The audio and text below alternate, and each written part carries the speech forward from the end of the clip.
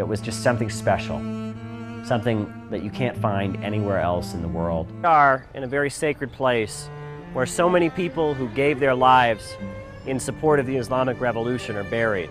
These men are shaheed, or martyrs, people who gave their lives in support of the Islamic Revolution. You can look at all of these faces here, and most of these men are people who signed up. They were people who signed up in the military to defend Iran's revolution during the Iraq-Iran War, fought and died to protect the revolution that Imam Khomeini led. But then you come over to these two. These two men, these weren't soldiers. These weren't people who were engaged in any kind of armed fighting.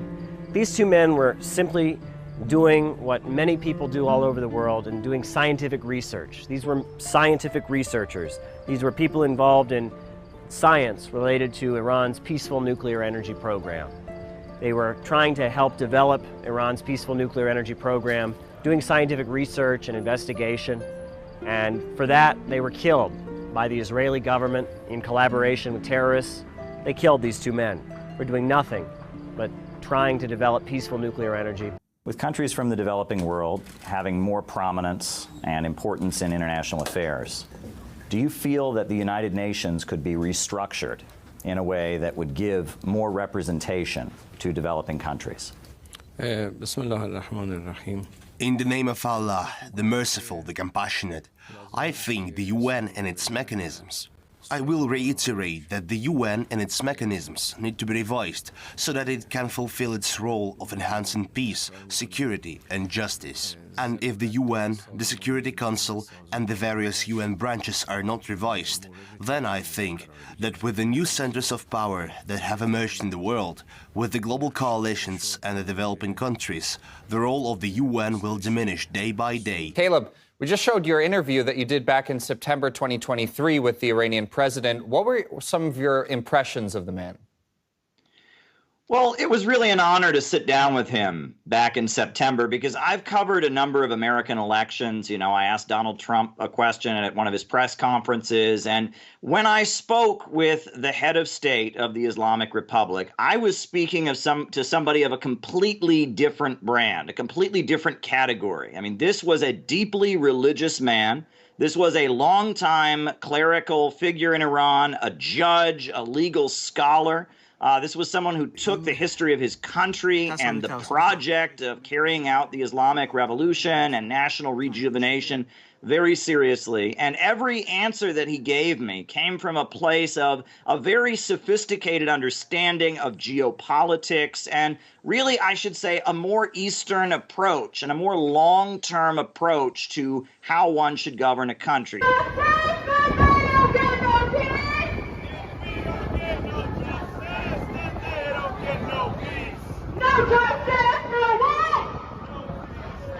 We're here in downtown Chicago at a No War Against Iran rally.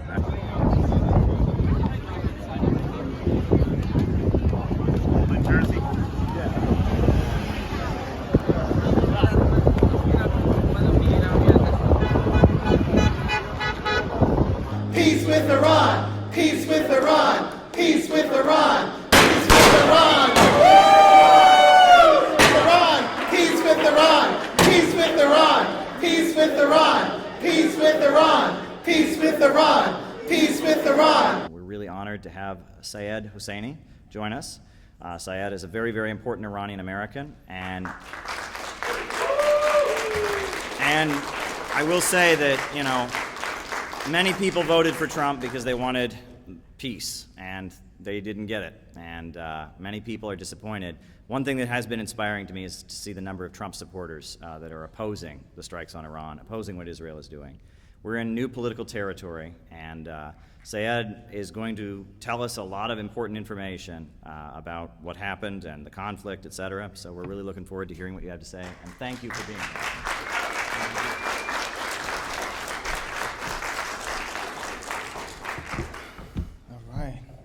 It's been 2 years since last CPI attended, right? Portland.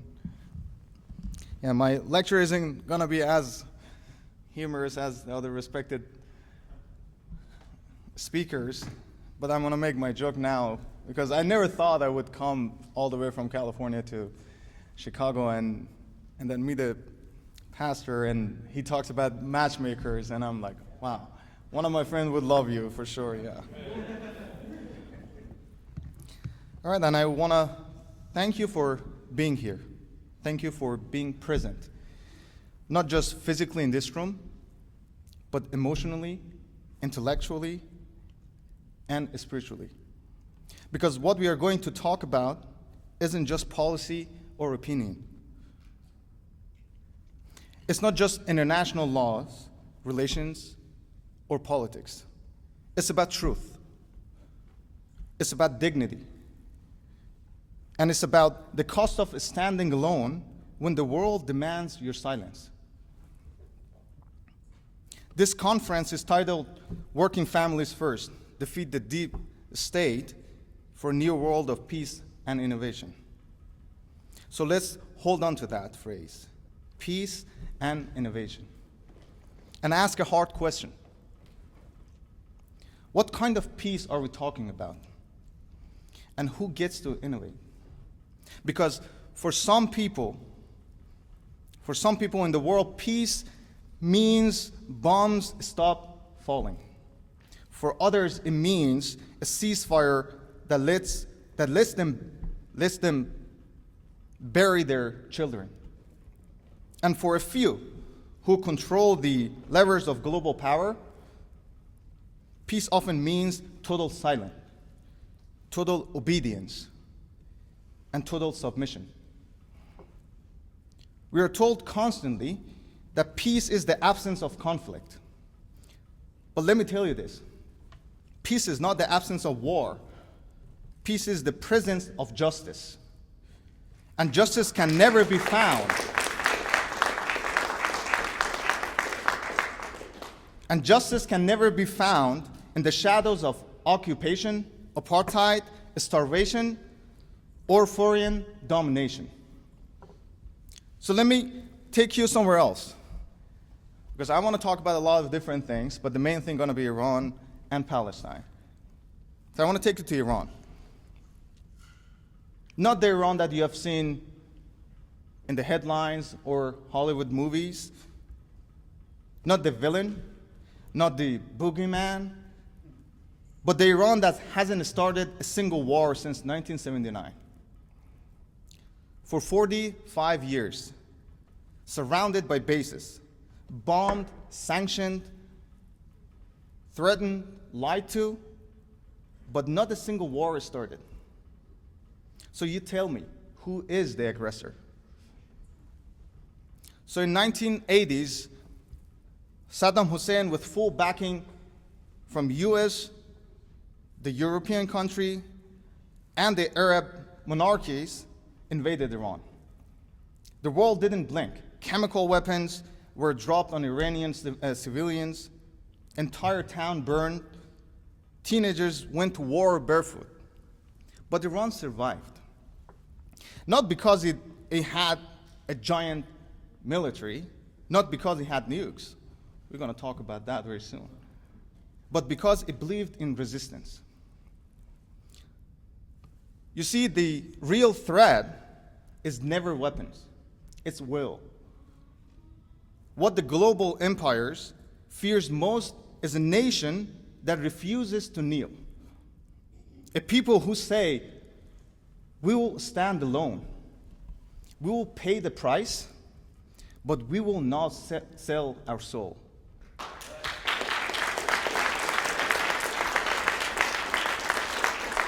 Now, fast forward to today, the latest airstrikes, the assassination, the cyber attacks, and of course, the propaganda machine.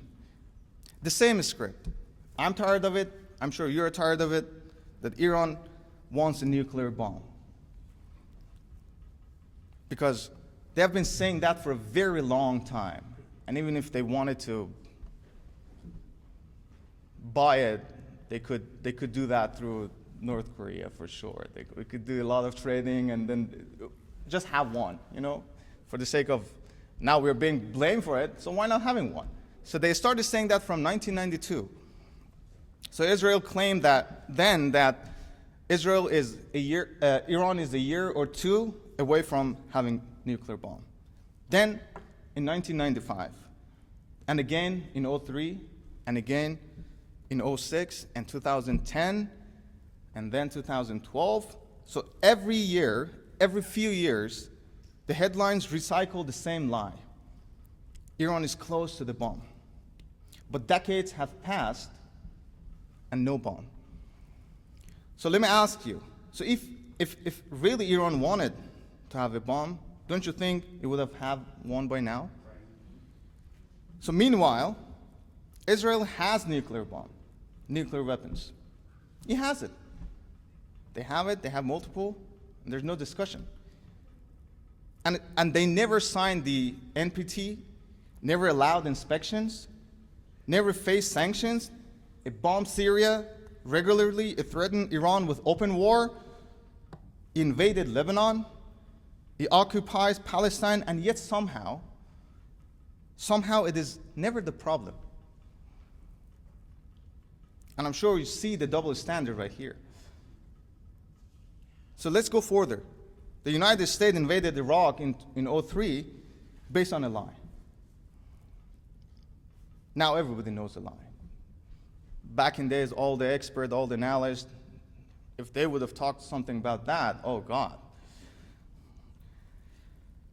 So it supported coups in Latin America, assassinated elected leaders, overthrew governments, it carpet bombed Cambodia, it obliterated Libya, it led Afghanistan in ruin, and somehow the story is still, we are the good guys, we want peace. Ladies and gentlemen, peace does not come from a predator drone. Peace doesn't come from starving children through sanction. Peace doesn't come from selective outrage where some lives are sacred and others are disposable. It's easy to talk about peace in the abstract. But real peace has a cost. Real peace requires confronting the truth about power. And it requires standing up for the people who have been crushed by it.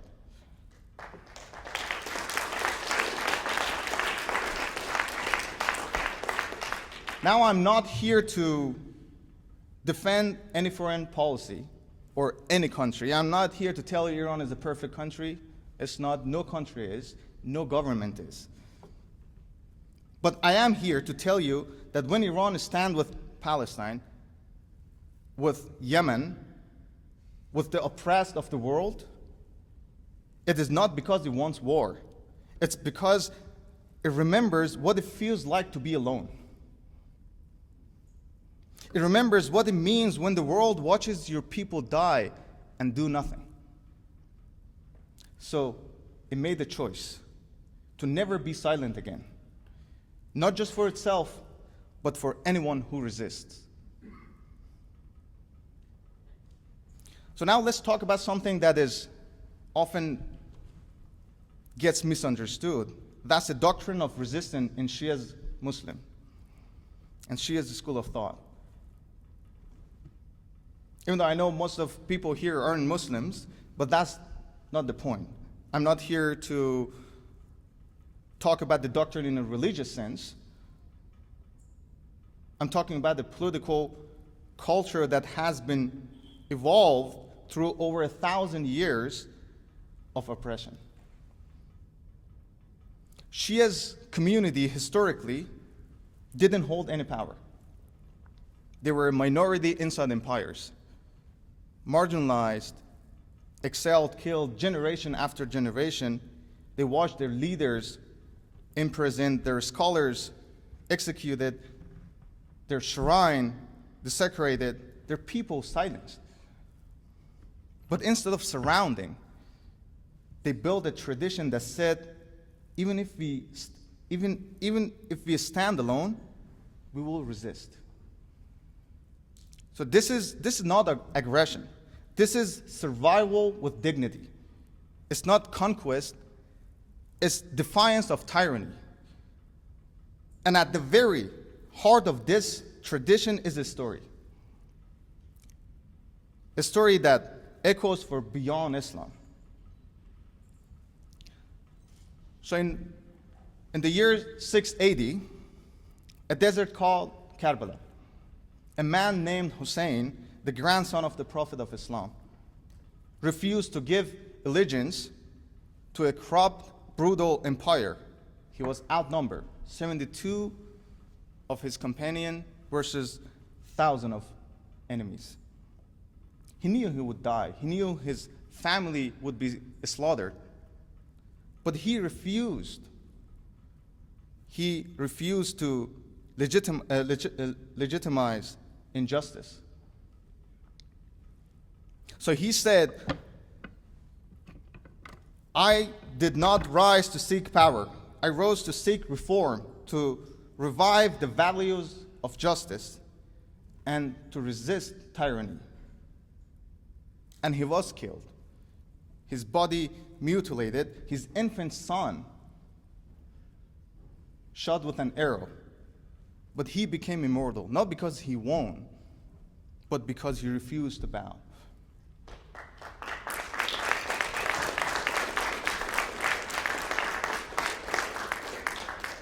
Now, Hussein is not just a religious figure for Shia Muslims. He's a symbol for anyone who stands when others choose silence.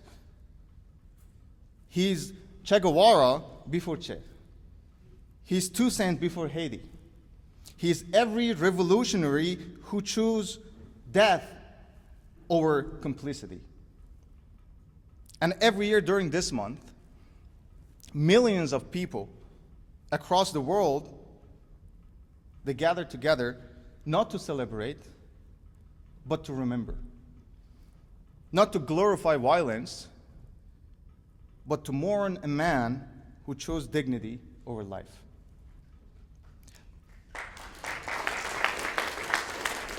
So this is why when people in Iran, in Iraq, or Lebanon, or Pakistan, or Yemen, when they say they support resistance, they don't mean armed struggle. They mean we will not be quiet. We will not betray justice. And we will certainly not normalize oppression. So let's be very clear. Resistance is not something that Iran created. It is not something Muslim created. It is something humanity creates every time the powerful abuse the powerless. Think of Iran as an outlier. Then think of Latin America. When I was flying to Chicago, I was reading about Che Guevara, a man that born into comfort, who walked away from the privilege because he couldn't stomach the side of hunger and colonialism in South America. He trained as a doctor. He could have a good, decent life, but he looked at empire, at capitalism, at American intervention across the continent, and he said, I cannot be free while others are slaves. So what did he do? And what did he see? Guatemala in 1954, the US overthrew an elected government to protect banana corporations. Chile in 1973, Nicaragua, El Salvador, Panama, Venezuela. So we're talking about the deep state. What is that if not deep state policy? What is that if not the crushing of resistance? And what did those people do? They fought back, they organized, they resisted. And like the Shia Muslims and the Shia tradition, it wasn't about winning battles. It was about not giving in.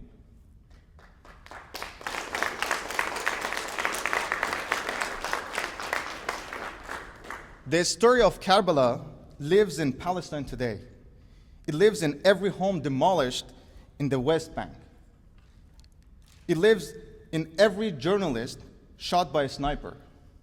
It lives in every child pulled from rubble in Rafah or Jabalia. But it also lives in Cuba. It's still standing despite 60 years of sanction.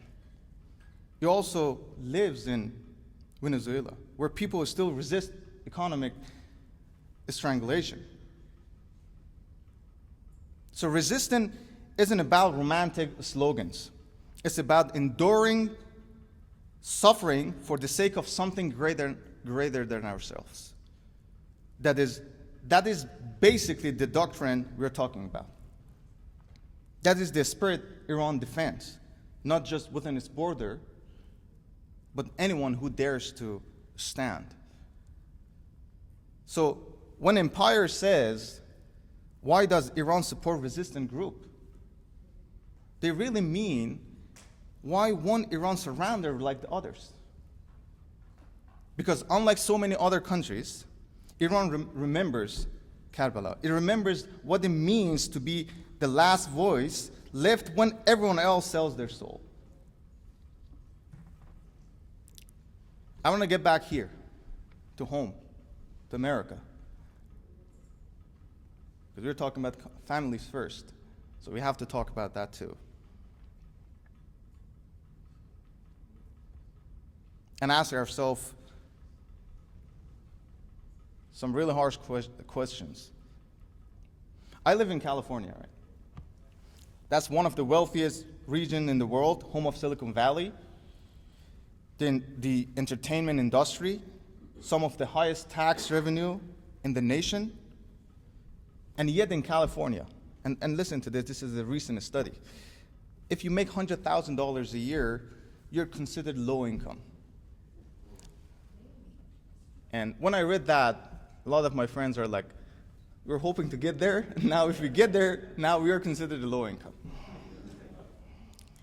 You can work 60 hours a week, have a college degree, 2 jobs, a side hustle, and still not afford rent, groceries, and gas.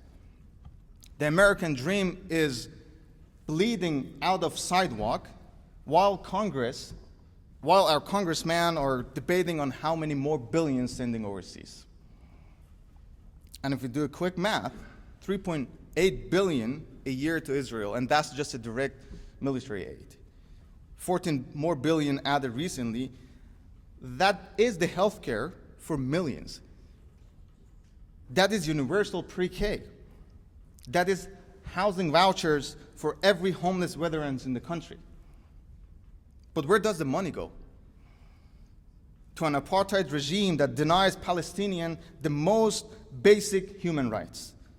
To an army that gets free healthcare, paid for with our tax money. While our own people here are choosing between groceries or insulin. That's something to think about.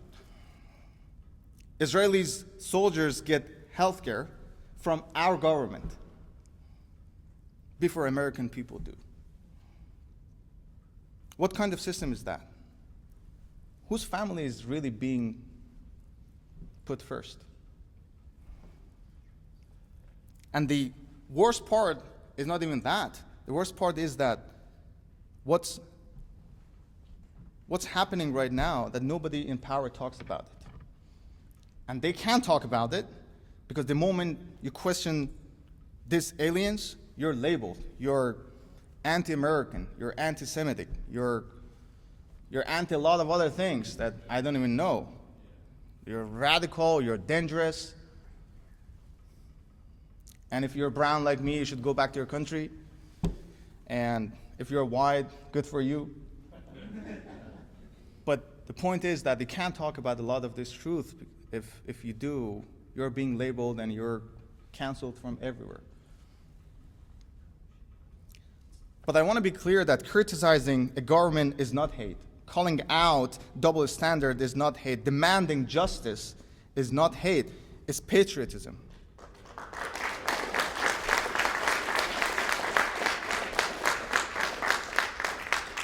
Because you demand, because you love your country. You demand something better from it. That's why you're demanding that. Otherwise, if you don't have any expectation, you wouldn't demand that. You would go for violence. You would go for other things. We wouldn't do this right here, right? But our representatives, they don't represent us. They represent AIPAC. They represent Lockheed Martin. They represent the private contractors who profit from endless war. We all thought we voted for peace, and he just mentioned it. When we all remember Donald Trump promising ending the forever war, and I didn't vote for him, but I convinced a lot of people to vote for him. I was sick and tired of, with all due respect, Democrats. But that's another story. But his last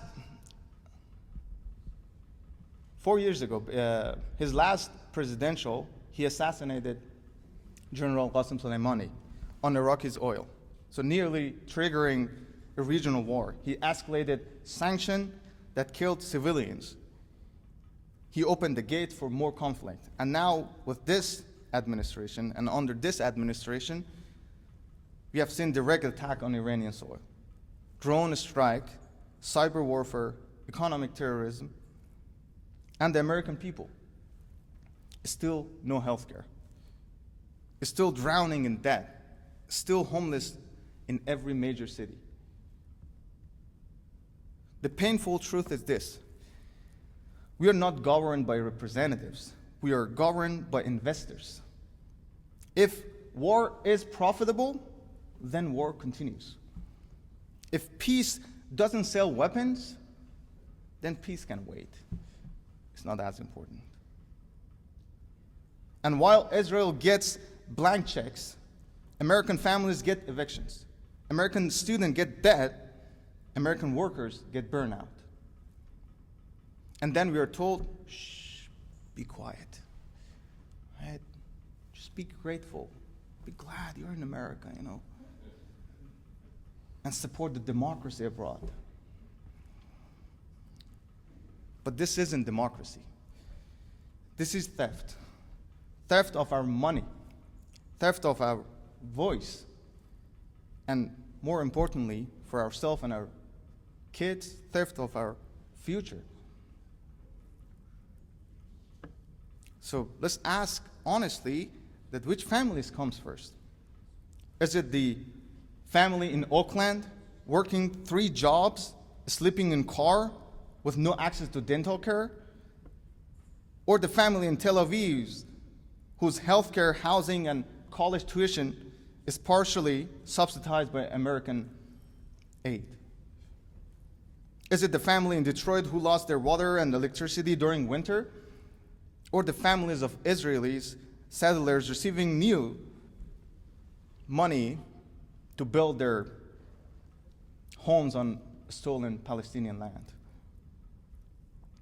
So if our children are malnourished, uninsured, uneducated, while we fund bombs and bullets for a foreign government, then we have to admit something very uncomfortable. Our families do not come first. They do. Empire does. And that's basically what this conference is really about. Pulling back the curtain, naming the lie, and reclaiming the idea of justice, not just over there, but right here. I want to talk a bit about Palestine. Not Iran, not nuclear threats, not Sunnis, Shias, Muslims, not religious ideology, just Palestine. A people occupied for over 75 years.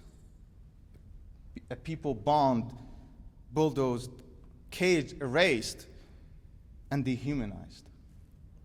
We are told constantly by media, it's complicated. No, it's not complicated. Colonialism is not complicated. Apartheid is not complicated. What is complicated, and I still want to figure it out, the people that are trying to justify it. I get it, the ones that make money out of it. I don't get the people that are justifying it. We have seen the whole neighborhood leveled in Gaza, ambulances targeted, journalists shot, water blocked, electricity is cut, children buried under concrete. And yet every Palestinian, when they try to resist, they're being called terrorists. So ask yourself, if someone kicks you out of your home, burned your village, shot your brother, imprisoned your sister, starved your community, what would you do? Just imagine for a second you're in that position, what would you do? Would you negotiate? Or would you hold a protest sign for another 75 years? Maybe something happens. So Palestinians don't have tanks, they don't have fighter jets, they don't have nukes, for sure. But they have dignity.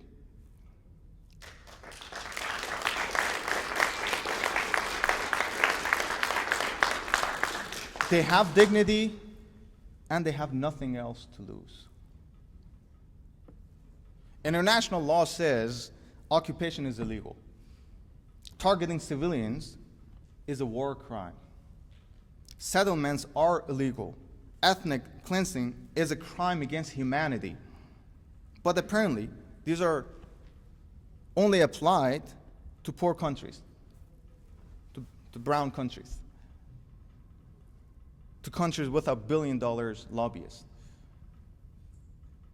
So when Israel bombs a hospital, it's self-defense. When a Palestinian throws a rock, it's the terrorism.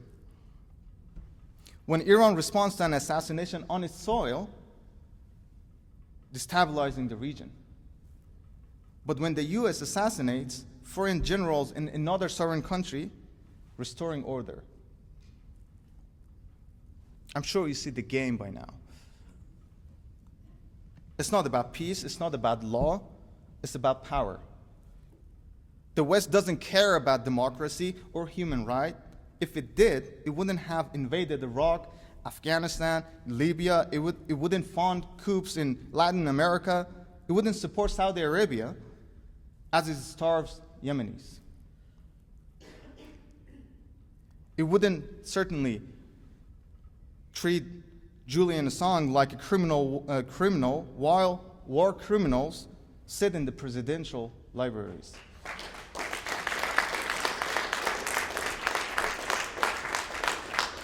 So let's reclaim this word, resistance.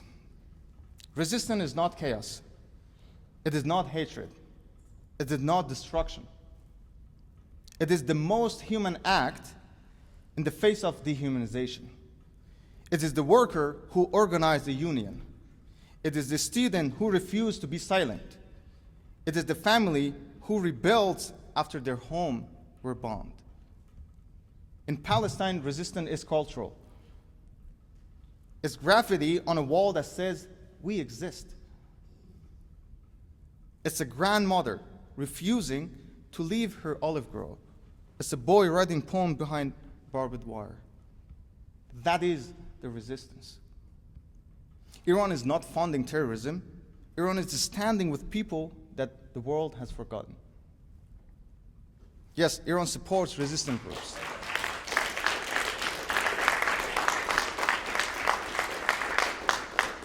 Iran supports resistance groups. It supports people who fight back when their homes are taken, their families are killed, and their futures erased. Because Iran remembers its own trauma. Because Shia's history is full of orphans, prisoners, martyrs. The doctrine that grows from that history is very simple. Wherever oppression exists, we stand with the oppressed.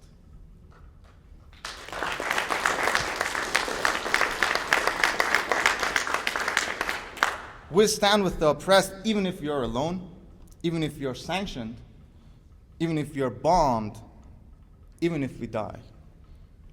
And if that's a crime, the world has forgotten what it means to be a human. Because you shouldn't be asking, why does Iran support resistance?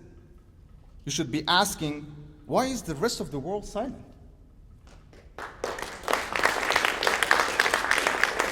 you shouldn't be asking why Palestinians are angry. You should be asking how in the world they have survived this long. And most of all, you shouldn't be asking, is resistance justified? You should be asking, how can I support justice without being complicit in oppression? Because neutrality in this case is complicity. So now we have come to the final stretch. We're told innovation means technology, artificial intelligence, green energy, bioengineering, and yes, those are all important. But the greatest innovation in this era is moral clarity. The courage to say the system is broken. This empire is killing. This silence is violence. The real innovation is to believe in something so deeply that you're willing to stand alone, to be willing to pay the price of conscience, to live in the truth while others sell comfort. That's what Che Guevara did. That's what Imam Hussein did. That's what the people of Gaza are doing right now. I live in California, the capital, Sacramento, a place where I've seen teachers live out of their cars, where families with full-time jobs still rely on food banks. As a side, I do taxes, so I'm very familiar with families, low-income families and what they're going through. Like where homeless veterans are 2 blocks away from luxury companies and offices. And now I'm here in Chicago, a city with its own history of labor struggle, of resistance, of people fighting to be seen and to be heard. So we are not separate. From Karbala to Gaza, to Chicago to Caracas, to Tehran, we are all facing the same machine. An empire that tells us there's no alternative. Obey, vote, and wait. Be patient. And be afraid. And don't ask questions, and certainly don't resist. But we know better, because our pain is global. So our resistance must be global too. In the end, who pays? Not the lobbyist, not the think tank analyst, not the weapon manufacturer, not the published TV host who manufacture content. It's the people. It's always the people.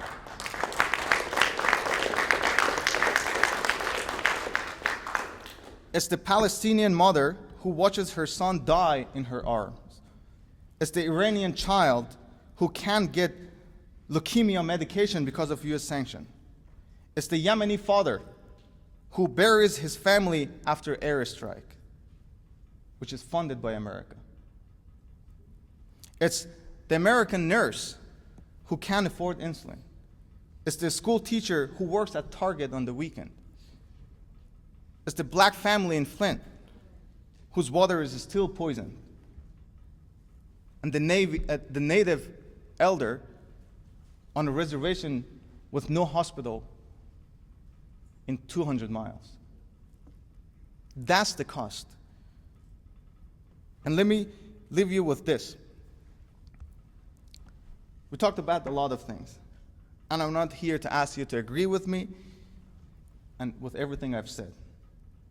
But I am here to ask you to feel something, to feel what it means to see your own government fund genocide while telling you there's no money for your own child dental care, to feel what it means to see your tax dollar used to cage children, to bomb weddings, to destroy hospitals, while you go bankrupt for breaking your leg.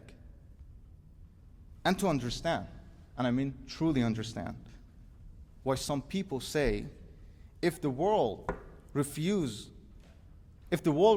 to protect us, then we will protect each other. That is the resistance. That is the definition of resistance. It is not hatred. It is not extremism. It is not terror. It is love in action. It is unbreakable belief that every human life matters, even the ones that nobody cares about. So I ended with this. To stand with Palestine, to stand with Yemen, with Lebanon, with Iraq, with Iran, with Cuba, Venezuela, Bolivia. It is not to take a side in some geopolitical competition. It is to stand with the unseen. To name the truth in a time of organized forgetting. To build a future where peace doesn't come at the price of silence. Because if we don't speak now, if we don't resist, then this machine will come for all of us. First, they came for Palestinians, then Iranians, then the Libyans, then the Syrians, the Iraqis, and when they're done with them, they will come for us in different forms. And by then, there will be no one to speak about. So speak now, stand now, resist now for Palestine, for the poor, for the voiceless, for each other, for the working families that we claim we put first, because in the end, resistance is not radical, silence is. Thank you.